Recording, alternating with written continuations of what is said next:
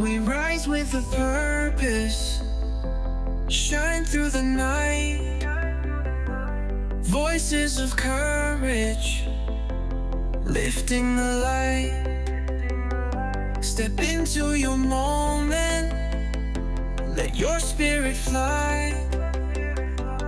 We are the voices that reach for the sky. Welcome to Voices of Purpose, a podcast that shines a light on the quiet heroes, passionate change makers, and the everyday people answering the call to make a difference. Here we explore the stories behind the mission, the why that drives the work, and celebrate the power of purpose in action. Hello, I'm Chris Wooters. And I'm Chris Hibbert. We're the hosts of your show for today. All right, let's jump into today's conversation. All right, next we'd like to introduce our next guest.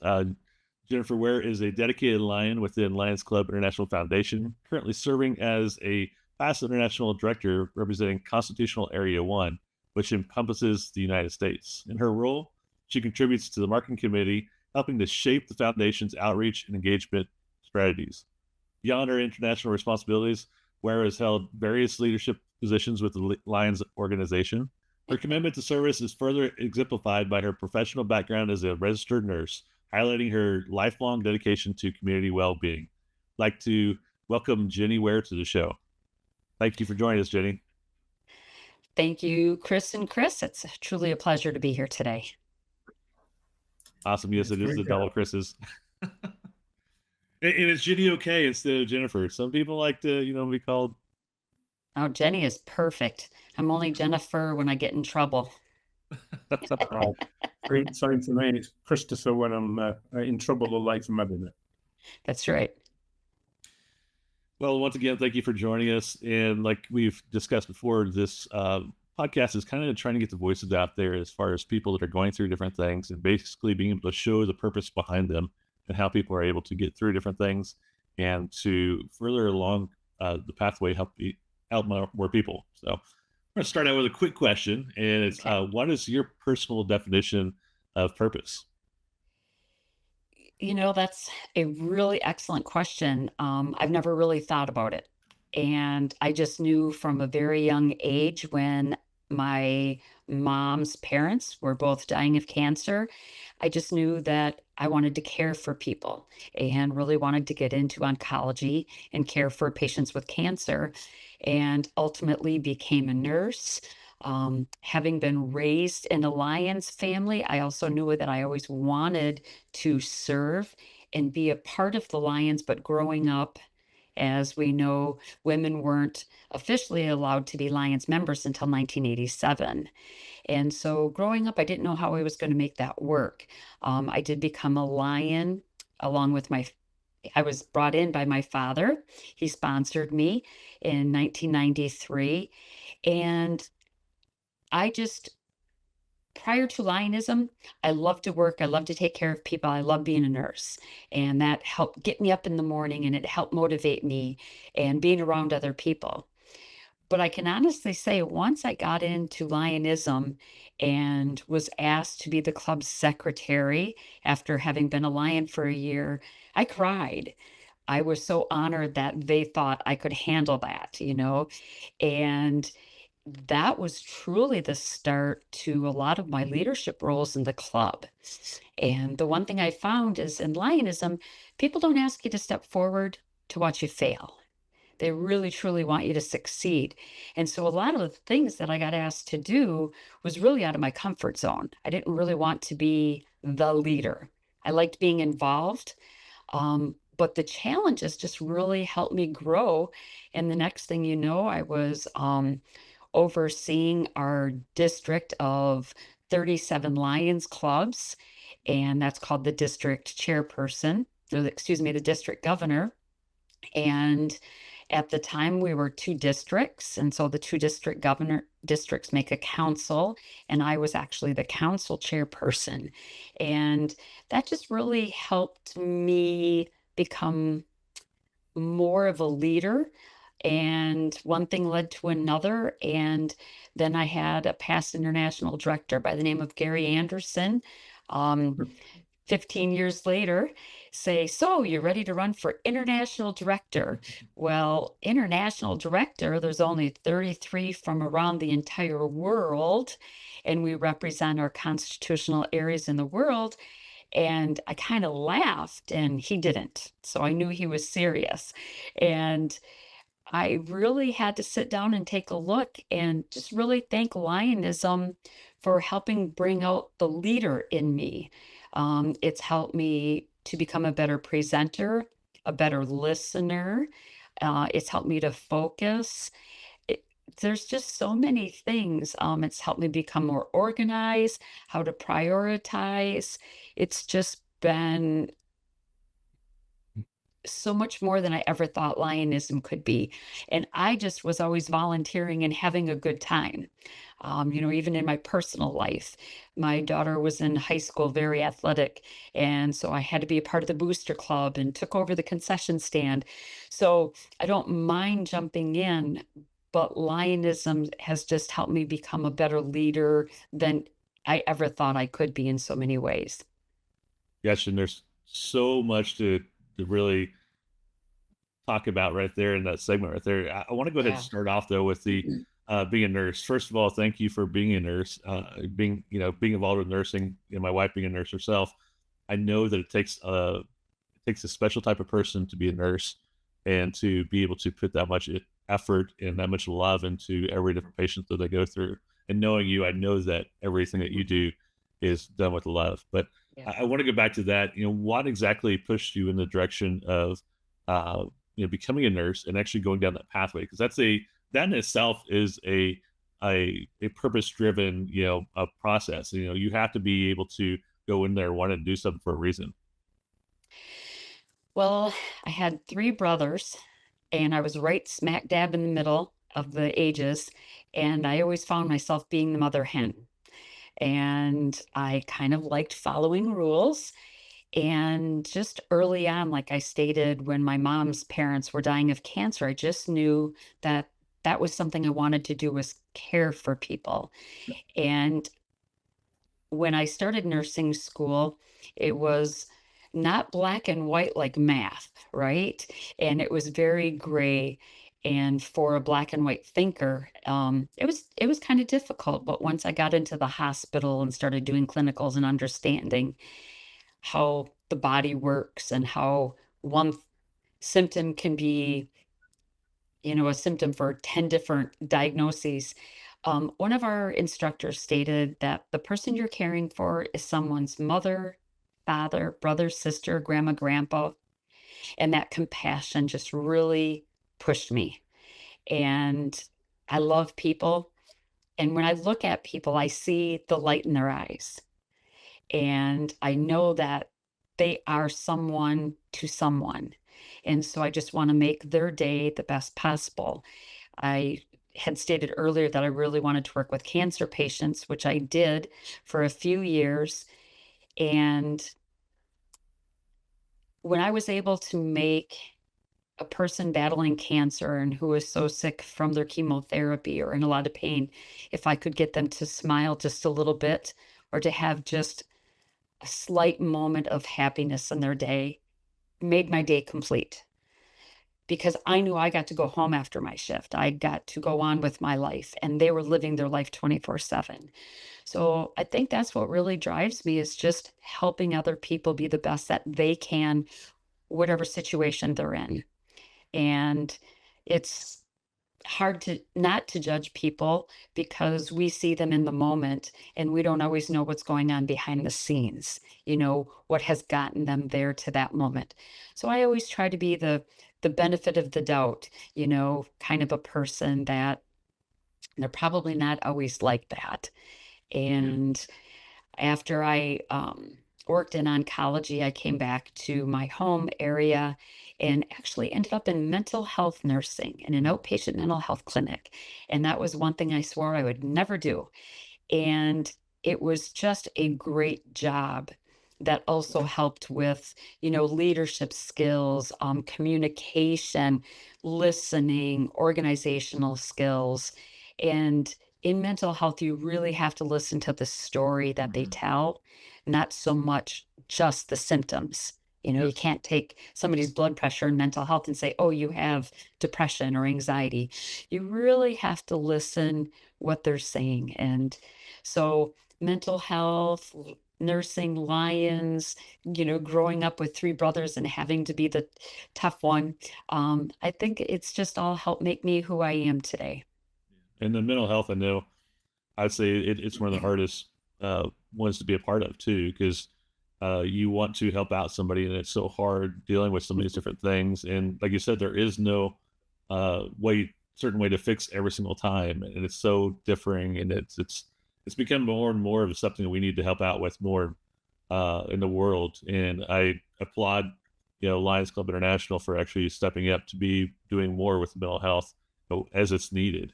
But I know that it's hard for nurses because, like I said, yes, you can go home at the end of the day, but you see patient after patient after patient, and it takes the right person to be able to take that and not be able to go home and quit the next day. And it takes a very, very strong person. So thank you for all that you've done that. And just for now, how long nursing have you gone through? So, I've been a nurse for 37 total years, but I just spent the last 27 years in mental health. Wow, that's amazing. Yeah, thank you. It happened so quickly sometimes. Well, of course, there were days where it felt like years, but I guess when you really enjoy it. And I'm super excited that Lions International has taken on mental health and wellness and well-being, because back in 2010, there was a big push for all medical personnel to look at the mind and the body together. Because if the mind isn't happy, there's probably symptoms in the body. And so sometimes the symptoms in the body also affect the mind. People who are diagnosed with cancer may get depression or something like that. And we have to remember that we're a whole being. We can't treat the head without the body and vice versa. So I'm really looking forward to where we go with the mental health advocacy in Lions. I think it'll be one of the strongest outpouring in the ways I think Lions will make a difference in the world will be through this, because we can help out so many more people, because there's not very many people that are not dealing with mental health issues that maybe this is why this whole podcast has started, is people that have put their mental health behind them and thinking that they can just get through it themselves. They need to know that they don't have to, that they have other people they can talk to at any time. Exactly. I'm very excited about the virtual expansion since the pandemic. Not that we enjoyed the pandemic, but as you two know, we met virtually, and then we were finally able to meet in person through Lions events. But it's just really helped connect more than just the face-to-face. And sometimes we don't feel like leaving the house. And the phone call isn't going to be what we need, or the text. And so we can Zoom or do other kind of meetings. So it's all just kind of coming together. And I hope more and more people take advantage of it and not shy away from it, just because it's not in-person connection. This is better than being home alone for a month and being lonely. Yeah, I think you're right. I think one of the things that I've liked about how we've reacted to the pandemic, using Zoom or Teams or whatever virtual meetings you choose to, we've managed to upskill quite a lot of our members, and even more elderly members that initially were incredibly resistive. But what it's actually done, it's not just allowed them to talk to us, it's allowed them to talk to their families as well. It's broken those barriers down. They're now able to communicate with their families, whether they were in the next village, the next city, or even the next continent. And all that has come about because how we reacted to the pandemic, how society reacted to the pandemic. I think it's been one of the upsides of the pandemic. It would never have happened, not to this kind of scale, if it wasn't for the pandemic. Right. Agreed. Yeah, I know that we had some Lions that were going to assisted living that they look forward to every single meeting, Lions meeting, come to the meeting, and when they went into there, they couldn't really go to the meetings, and this has given them the ability to still go to meetings, still have a communication with people that they didn't feel like they're locked down. I mean, and you look at this. I mean, right now, we're talking three of us, halfway across the United States, right here on this side. We have Chris, over in the UK across the pond, so we're able to talk to each other, and have this conversation right now. Exactly. I think it was also interesting what you were saying about how certain things in your life have made you who you are, and I think that's something that I've certainly felt more recently. As I've been getting older, I've been thinking more and more about, you can't change who you are. You can't change your past. You can only, learn from it and grow. And I think what you were saying about Lions as well, about how it's helped you to develop, rather than, we always think about, we want to get new members in Lions because we need more people to serve the communities and to do the things that we do. I really believe that Lions is life-changing, and exactly what you've just described, Lions changed your life, and I want us to celebrate that and give lots and lots of other people the opportunity to have their lives changed, enhanced, whatever you want to call it. We've all had incredible experiences, not least, going to India and Morocco together, and experiencing the kind of things we've experienced out there, working with local Lions, understanding and sharing in their cultures. Lions has been incredible for me, and I think it's been incredible for you too. And that's one of the messages I really want to put out there, is it's not just about altruism. It's not just about giving. It's also about receiving, and we shouldn't be embarrassed to accept that. Thank you, Chris, because even as boring sometimes as Lions meetings can be, they can also be very fun. And when you make those connections with people you would never meet otherwise, and Lions are very inviting. I have always found, like I stated, that I was raised in Lionism. I've always found that when you meet a Lion, you have a friend for life, because you automatically have that service from the heart connection. And you can just talk about anything. And when you go to Lions meetings, again, you meet the people that you'd never meet otherwise. You get to do things you would never do otherwise, volunteer for things you would have never even heard about otherwise. And it's very important, I think, for people that are looking to volunteer to Google the service organizations, and especially Lions Clubs International. On our website, we have a club locator, and check out what kind of service projects the clubs are doing in your local area. Even if you don't want to become a member, most Lions clubs are so busy. We're actually in the process of planning a highway cleanup on Monday. And we've almost, in a half hour, we almost have it planned, and hoping to get some of the community out just to see what we do, maybe meet some other people, make those connections. It's such an enlightening thing, and it doesn't have to be the Lions clubs. There's other service organizations out there, but the doing for others gives us a purpose. And like you stated, it's not always about what we give, it's also about what we receive, because if we weren't happy, we wouldn't keep doing it. So getting people out there and getting them to look at what else they would like to do, what would get them out of the house just that little bit more. What's their passion, as we've been saying a lot lately in Lions. What's your passion? Go for it. Is it a little uncomfortable walking into a meeting for the first time? Heck yeah. But they felt like that at one time too, those in the meetings. So just putting your foot out there a little bit and getting out of that comfort zone a little bit. And like you stated, Chris, it's taken us around the world.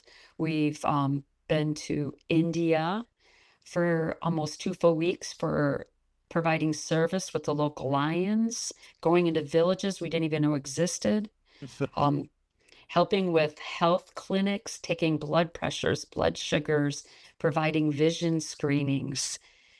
Who would have ever thought in our 20s we'd be saying, oh yeah, I know I'll be going to India someday.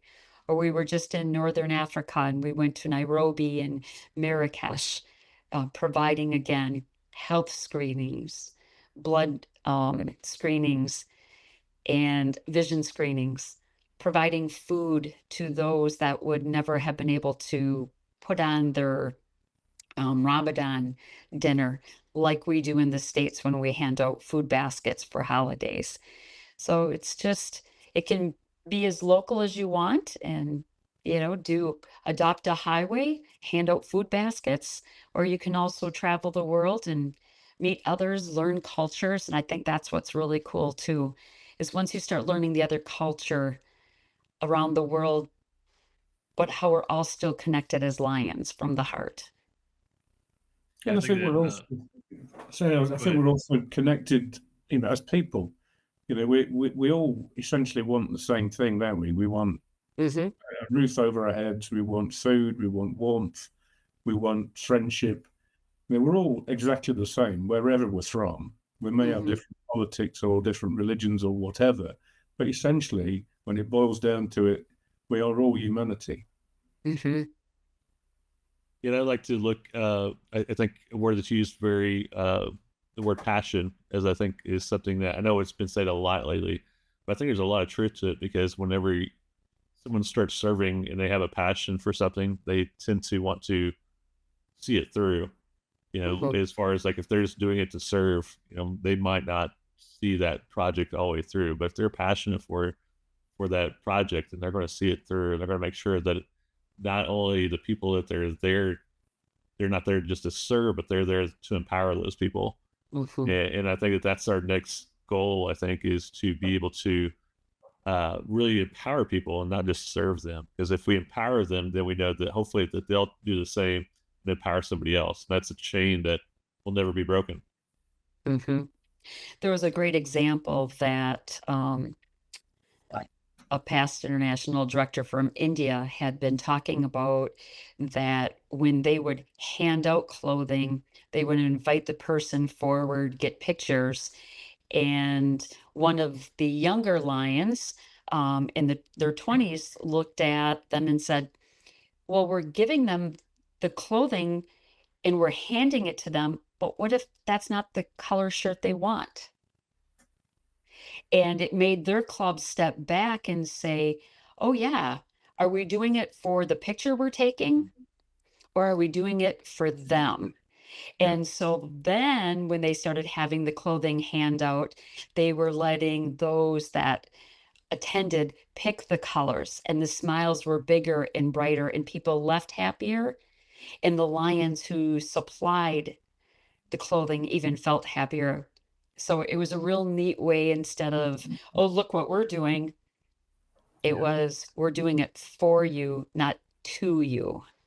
Yeah, they expanded that, right? I mean, we actually were able to take part in that in India, that carnival, where it was amazing. I mean, that was life-changing just right there, to see the kids that they were given a certain amount of fake money to go into this bazaar and actually purchase things. And they had the opportunities to buy a toy or buy a piece of equipment for cooking for their family. And most of the times actually chose to get the cooking utensils or the cooking equipment for their family, knowing that their family needed the stuff. And that really was life-changing, because you could see these kids, they were not 10 years old, were making these huge decisions, and it was helping them out.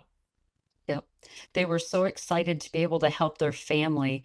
And most of us, at least in the United States, don't have to think that intensely for our family. We're more worried about what game we're going to play next, or what's happening on whatever social media. But that was, Chris, that was life-changing, to see how excited they were to buy a set of bowls, or a what's the pot that heats the water? The kettle. The kettles. The kettle, as they say about Kettle? it. Not cattle, kettle. I had a similar thing in Romania. We when we first used to go out to Romania, we used to go to the market and buy 50 pairs of trainers, or or we'd be donated clothes like coats or something, and we'd take them all out there, and we'd be really chuffed with ourselves that we'd given 50 coats away to 50 children. And you line them up, and they just look like 50 orphans or a large football team, and they didn't want to look like that. They wanted to blend in. They wanted to not look like orphans. That was the last thing they wanted to look like. Yeah. They wanted to look like everybody else. So we actually started giving them money. So we used to give them essentially £10 each, and we used to take them to the local shops, and they'd go and buy the produce themselves, and then they'd come up to us with bags full of stuff, whether it be socks, pants, trousers, shoes, whatever they needed. It was up to them what they spent the money on. Then they come up proud as punch, showing us what's in the bags. Yep. So we learned that lesson as well. It's such an important lesson that we shouldn't, give things to people because we think that's what we should give them. We should give them what they need. So it's a really, really great observation. Thanks And for once sharing again, that. Once again, it gets to us where we're not looking at ourselves and why we're doing it just for us, and it's actually doing it for them. And I think that's the service in a nutshell. It's like I said, for me, it's always getting that service versus empowerment. If you want to empower somebody, you're going to do it whatever they need, and going to go down that road instead of doing what you think they need. Because, like you said, we don't always know what they need or what they want. And I think the whole shift of service has happened in probably the last 5 years or a little bit longer, because it used to be, from my recollection, is you just did for others, like you're saying. And I think we're starting to understand, just because I may need food doesn't mean I'm going to need all the lima beans out of your cupboard, right? That just, probably if you're not going to eat them, I don't want them either. And so we're starting to look at the people we're assisting instead of handing out, we're reaching out and helping them up. Yep. And I think That's what we need to it's do. the right thing to do. Yeah. yep, Really. not that old attitude like, here it's free, you should just be happy. So I do have another question. So Okay. you are gone, this great high links as far as like with inside of Lions Club International, and how do you stay grounded as far as like and keep your purpose alive whenever you're going through things, especially when you're going through the hard times? How do you personally go and make that happen? Personally, I've learned through the years to really take care of me. If I need that day of downtime, I take that day of downtime and I don't look at Facebook or the other social media. I won't even look at my emails. And I know that I'm going to have to really make up for it the next day. But if I don't take care of me, I'm not going to be effective. And I'm going to read the emails in a negative light. I'm probably going to answer them in a negative light. And then keeping the family close by too. Obviously, family helps keep you grounded when you need it the most. And like I said, I have 3 brothers and they like to pick on me as needed. And my husband, my daughter, very supportive, and we're good at just kind of taking the breaks away. I was working full time while I was serving on the International Board of Directors for Lions Clubs International, and then along with sitting on the International Board of our Service Foundation, our Lions Clubs International Foundation, which is a 501c3 that provides grants to Lions around the world. And when we have meetings that last for almost a week and trying to work full time, just really sometimes taking it day by day or planning for that downtime to make sure that I take care of me and I'm not taking it out on the family or my coworkers. Because sometimes we would talk about that at work too. You work with people for long enough and you start to understand their moods and when we should say hi or not. But when I'm traveling or attending meetings, it's so exciting because either meeting new people or meeting up with old Lions friends and family. And knowing that what we're talking about, especially at meetings and what we're working on, is for the good of Lions around the world, it's a lot easier to stay focused. And our meetings are very driven, and there's not a lot of fluff. Sometimes at work, you sit at a meeting for a half hour, nothing gets done. You wonder why they didn't just send the email. Yeah. Well, at our international meetings and our international foundation meetings, they're very driven, they're very to the point, they're on time. So you feel like you've gotten something accomplished instead of just, oh, not another meeting kind of thing. Yeah, and it's easier said than done when it comes to taking care of yourself. I know this. Chris probably can say the same thing. It's you give, and then you're so empty that people still want you to give more, and you're like, I don't have anything to give, and then that's when like I said, you get grumpy because and things don't go the way that it should be because you're still then taking a part of your own who you are out of yourself, and you're starting to tear yourself apart, and you have to be able to take that aside. And I say that knowing that I still have to learn that. It's 100% true. But it's a lot I easier. have the same. It's a lot Go on, easier Jenny. to set that time aside when your children are grown and out of the house also. And people a lot of times ask me, oh my gosh, how do I have time to do all this? Well, there's 24 hours in a day, and there's many nights that I don't have anything from supper till supper time. So that 5 hours can either be very productive, or I can really take that time and relax. And even just today, I was looking at next week and I was planning what nights I have something going on, what nights I don't, what nights I may want to add something or just do nothing. Because it is convention season for our Lions where, we get together and we celebrate what the clubs have done and learn more about our projects that we're working on in the area. And those to me are very empowering and give me a lot of energy when I see the pride in the Lions and when they celebrate even some of the small things. I think that's another thing when it comes to service is you and I have seen helping maybe one person, and sometimes we don't think that's important, especially when we talk about when we were in India and Marrakesh and the things that we saw there and at the size they do.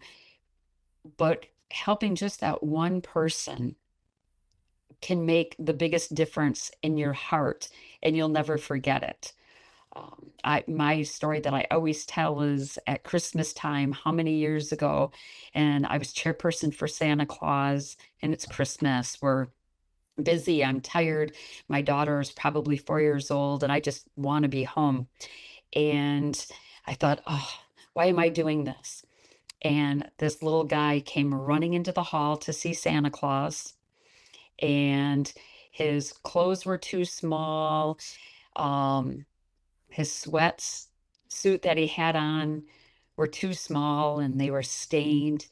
And the look in his eye when he saw Santa Claus brought tears to my eyes.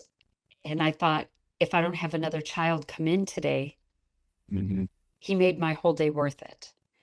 And you never know who you're going to affect or how you're going to affect them. And so sometimes it's probably those moments when I'm feeling the most down that I probably get the most satisfaction out of it. It's almost a check, a personal check of this is why you do it. Yep. Those heartfelt moments. And it doesn't matter if we see it or not. We just need to know that we helped someone. All right, Jenny, one last question. And this is, what advice would you give to someone that's searching for their own voice or their own purpose? For those that are searching for your voice or your purpose, I can honestly say I was one of those for many, many, many, many, many, many years. I really think it's, again, finding the passion. What would you like to do? Who would you like to be? And that's not an easy question. That took me a long time to figure out, some hard knocks, but we're human. And like Chris Hibbert, we can't change the past, but we can learn from the past. And just keep trying. Search in your heart what sounds fun. Some people like to do crafts, some people don't like to go out and provide service. But don't be afraid to be afraid. If I'm in my comfort zone, it means I'm probably not doing something that I should be. And especially through the Lions, I have stepped out of my comfort zone, as I had stated earlier, many times when I was the club secretary or the club president or chaired one of the activities. One thing leads to another. You meet like-minded people that are there for the same reason, so they're encouraging, and you meet friends and new family that you would have never met otherwise. So whether it's something online, in your local neighborhood, in your church, get involved and don't stop trying. If it's not your thing, that's okay. I tried playing the clarinet once. I couldn't get a note out. That's okay.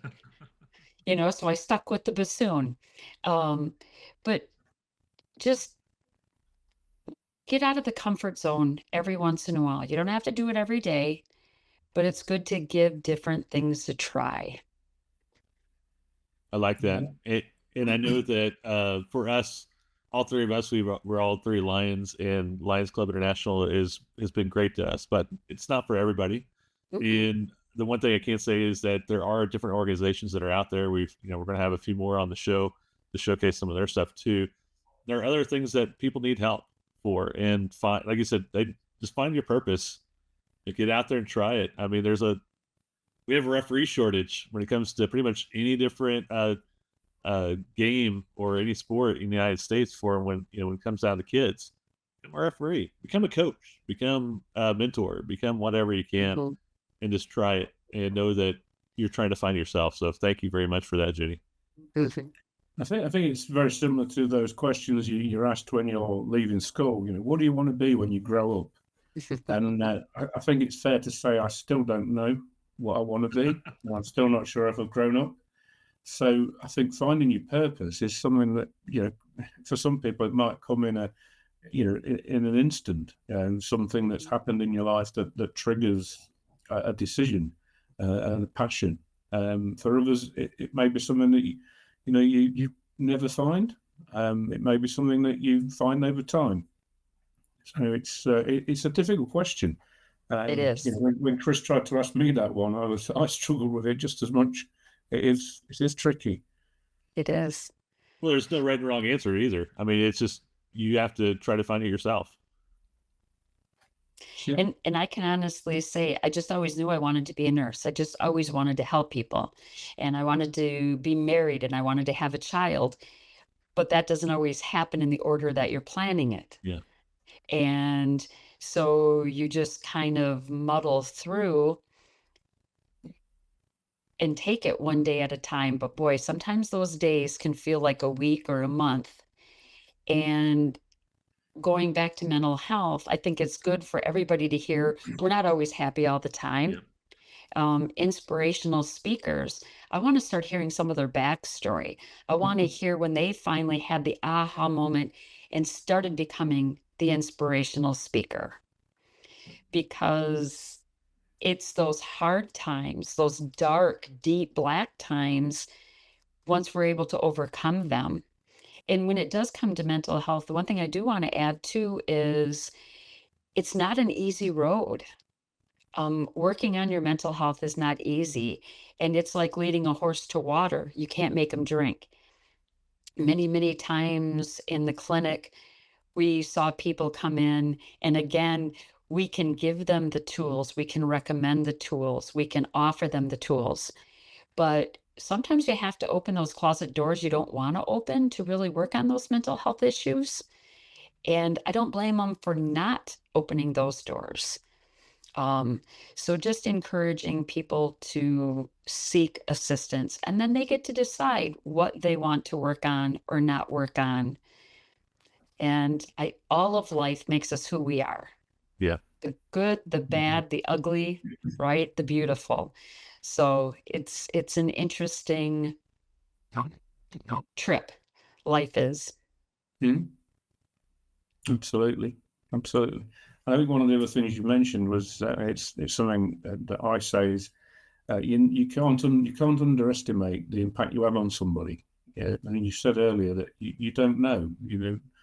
You had that young child come into the centre to see Santa Claus, and you know the impact he had on you, but you don't know the impact it had on him, unless at some point in the future he tells you.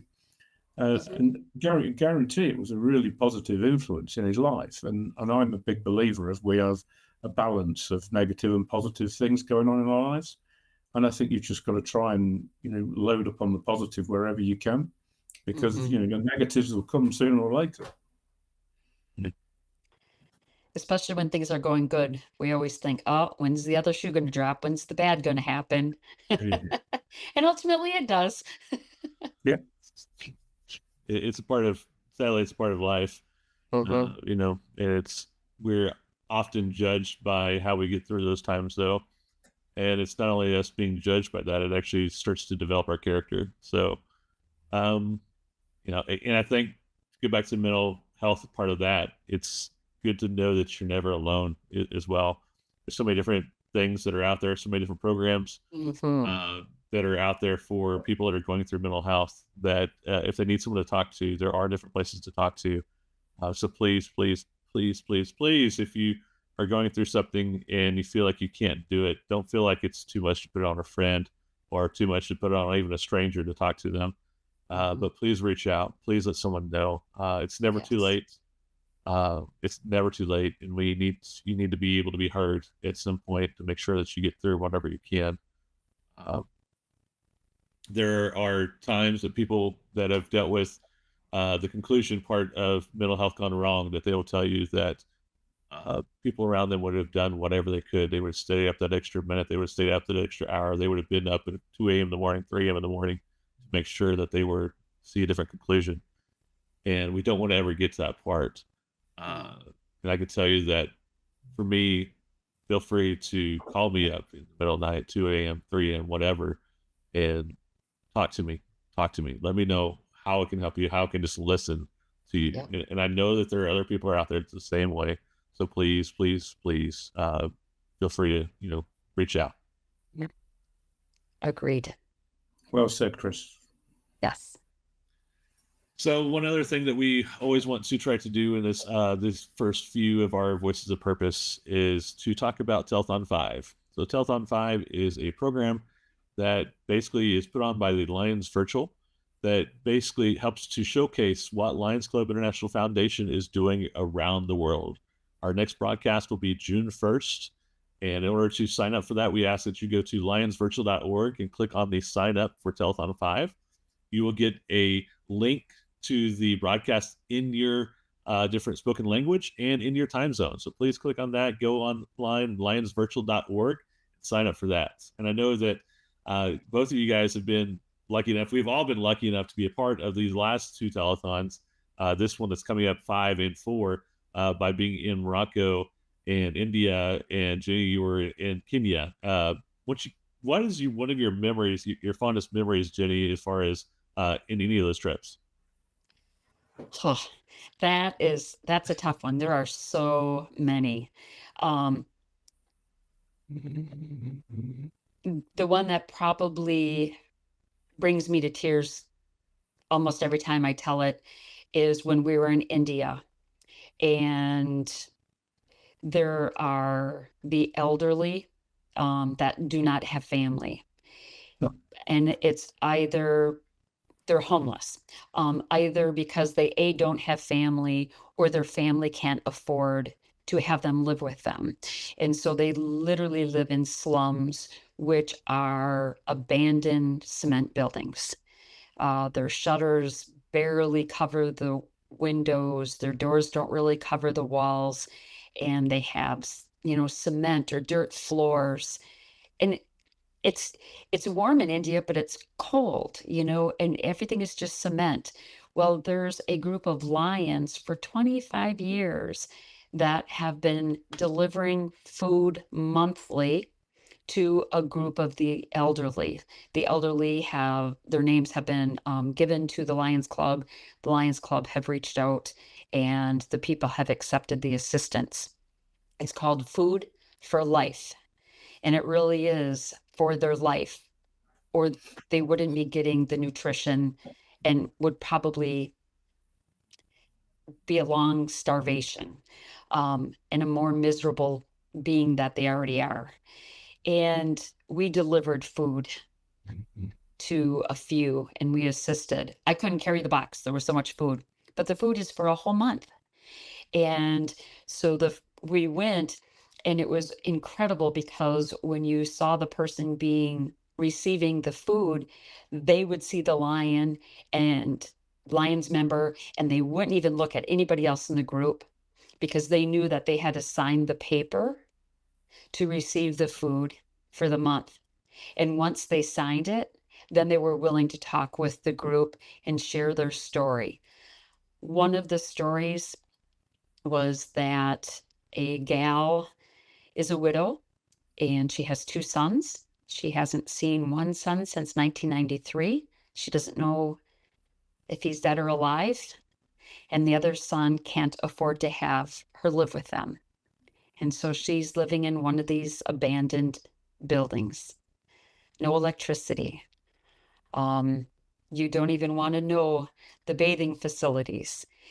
And to know that she has someone coming to her door at least once a month, the Lions, to provide her with food, with hope, some friendships, some smiles, and then they'll sometimes bring along other things. That was just life-changing, because here in the United States, we have so many food pantries or neighbors that look in on each other. And to see that kind of poverty and to see that kind of loneliness was just heart-wrenching.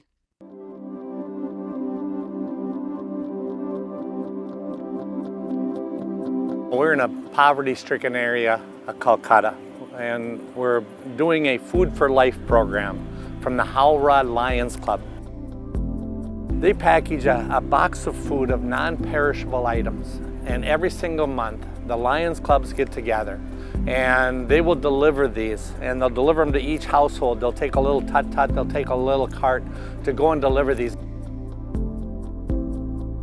The program is designed for the elderly. It's the poorest people in the poorest area, and Food for Life is saving their lives. They have nowhere else to go. They don't have any family. They don't have anybody taking care of them. That's what is so important about this project. And they have been doing this for over 23 years.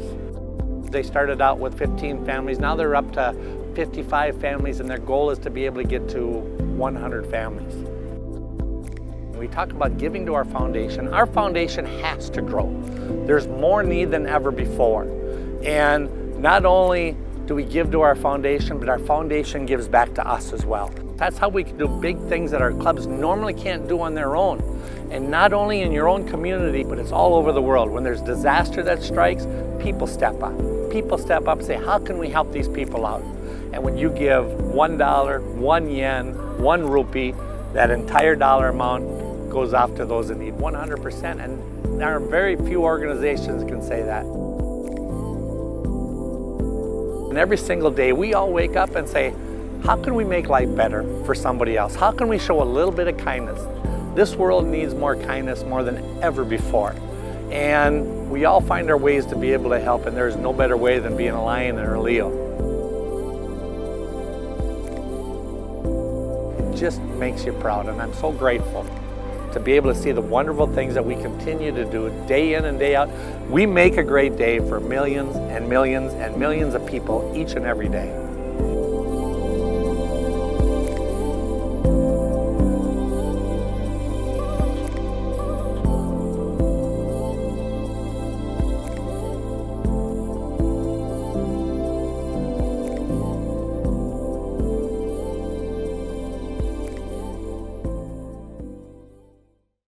interesting, Chris, that exactly the same story is what I would have said as well.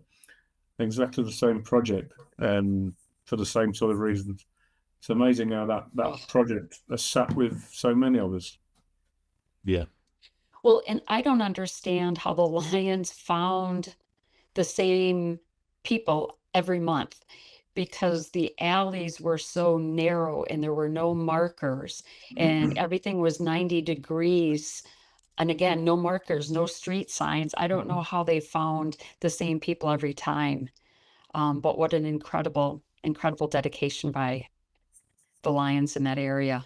I don't know if you remember, I actually gave a parcel to a man who was sat on a step.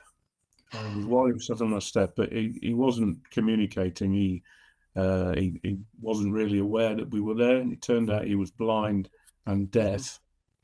And I sat on the step and right next to him, and he didn't know I was there until I put my hand on his arm. And, you know, he didn't even have a clue what was going on, what we were doing. He didn't even know I was there. And that was just incredible, you know. And that guy is living there. He's got someone to care for him, but you know, it just wouldn't happen in the UK, I don't think. I think the needs are so different in places like India and Morocco, and some of the places we saw in Morocco as well. You know, out in the mountains in the little villages. It's just makes you realise how lucky you are. I just saw those pictures not too long ago, Chris, of you and that gentleman. Thank you for bringing that up. Yeah, those are the stories that I know that are happening all the time, all the way around the world. How Lions are doing things and making things happen, and we're so lucky to have a good foundation like the Lions Club International Foundation that has backed us, and for 100% of the funds to go out that are donated, that's a huge thing. That doesn't happen when you look at other organizations where that it just doesn't. But you know, our foundation has been making it so that way these stories can be told, and so that way other people can actually have their lives changed and empowered.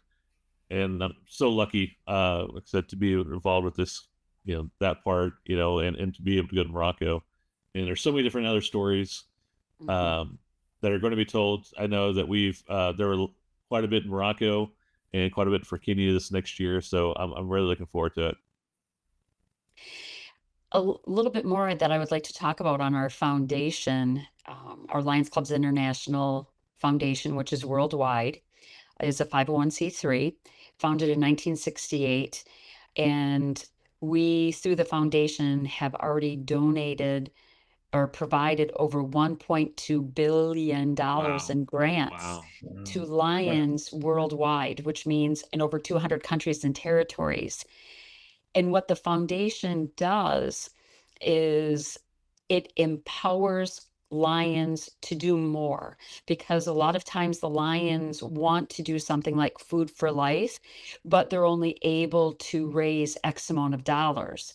Well, if you put in for a grant through the foundation, and our staff that we have want you to get these grants, and so they help walk you through so that grant can go to the board to be reviewed and voted upon, but it can double or more the money and double or more the service provided. We have here in the United States a lot of all-inclusive playgrounds, and we just had one in our county. It was $130,000 to provide just a couple of pieces of equipment, and the local Lions Club took on the challenge. They were able to raise half the money, received the other half in a grant from the Lions Clubs International Foundation. And now imagine that old playground, you know, with the swings, with the chains and all the old metal stuff, has been upgraded so that someone in a wheelchair can actually go on to the merry-go-round. Someone in a wheelchair can actually go on to the swing. So it doesn't always have to be something as extravagant. And again, that's why I stated earlier, it doesn't matter how small or how large, you're Yes. helping someone. One of the things that Lions around the world has a global cause for is hunger. And I know in a lot of areas we have the school backpacks. So the children who are identified by the teachers, they'll receive a backpack full of food for the student through the weekend. And the story that we also had locally was that little Johnny, every day for break time, would have to go up and get a snack from the teacher's cupboard, because some kids would bring their own. Those that didn't have their own snacks, the teacher had goodies for them. And little Johnny, literally one Monday, when it was snack time, opened up his desk and took out a granola bar that he had saved from his food backpack from the weekend so that he had brought his own snack and didn't have to go to the teacher's cupboard. Right. So sometimes it's just that one granola bar. Yeah. Mm. And Yeah, great story. Well, and like I said, the foundation has been so great to work with and to help out. Another thing that they do a lot of that people don't realize is natural disasters that are happening all the way around the world. They can quickly come in, and a lot of times before any other organization can be on the ground, Lions are there because we already are in 200 plus countries, and within 24 hours we can have $10,000 on the spot helping out people and really truly making a difference, where some of these other political red tape that might take a little bit to get through there, the Lions are making a difference by being there right from the very beginning. because the Lions live there. Yes. So they're not just swooping in, setting up. There's a lot of organizations who have been very helpful with natural disasters, and that's their job. They come in, they set up, they help get things started, and then when their portion is complete, then they step away. Where the Lions who are there and other local organizations are the first ones there and the last ones to leave because they live there. And the other thing I'd like to say about Lions Clubs International Foundation is we can proudly say that every dollar donated is given back in grants, 100%. And I know that sounds kind of odd because, yes, we do have an executive director and we have approximately 75 staff. But because of our investments since 1968, we're able to use the return on the investments for administrative costs, so that the grant money is 100% monies donated. And another reason that we're very excited about the Tell-A-Thon is because not every lion in the world knows, all 1.4 million lions in the world don't know about our foundation. And probably only about 6% lions worldwide individually donate. And so that's the other thing, is we want every lion in the organization to understand that we have a foundation and what the foundation does. And then it's also something that not only we can support, but we can share with our friends. And I always like to say there's other nonprofits I personally like to assist. And up until a few years back, I never thought of personally doing that for our own foundation.